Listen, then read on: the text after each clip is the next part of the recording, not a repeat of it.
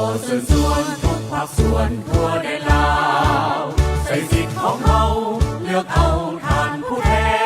นเลือกด้วยสติทำประวัติให้แน่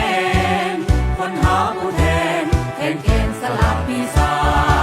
จผ่านนักงานทหารปองสนทุกเขาหวังแห่งกันเข้าเลือกเอาผู้ที่เก่งกล้ามีดีใส่ทักทักษะทักความประสา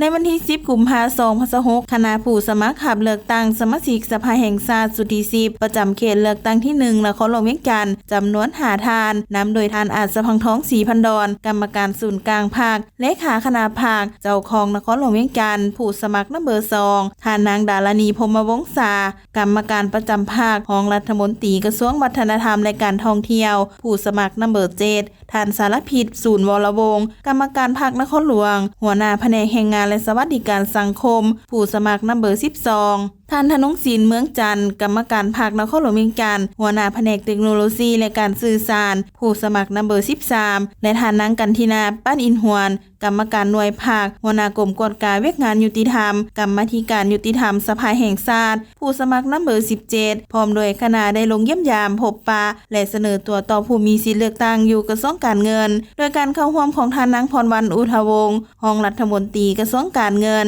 มีคณะกรมคณะแผนกอ้อมข้างกระทรวงเข้าร่วมโอกาสนี้ผู้สมัครขับเลือกตั้งแต่ละท่านก็ได้ผัดเปลี่ยนกันแนะนำตนเองพร้อมทั้งเสนอประวัติการศึกษาและการเคลื่อนไหวเวียกงานที่ตนเองรับผิดชอบเพื่อให้ผู้มีสิทธิเลือกตั้งได้รับรู้ข้อมูลอย่างรอบด้านพร้อมนี้ยังได้แนะนำให้ผู้มีสิทธิ์ปอนบัตรเลือกตั้งจงพร้อมกันใช้สิทธิ์ของตนเพื่อเฮ็ดให้การเลือกตั้งครั้งนี้บรรลุตามคาดหมายที่วางไว้พร้อมนี้ท่านนางพรวรรณอุทวงศ์ได้แสดงความย่อสมเชยบรรดาผู้รับสมัครเลือกตั้งสุดดังกล่าวด้วยความรู้ความสามารถน้ำใจเสียสละของบรรดาท่านต่างหน้าแขนงการเงินมีความยินดีสนับสนุนบรรดาผู้รับสมัครเลือกตั้ง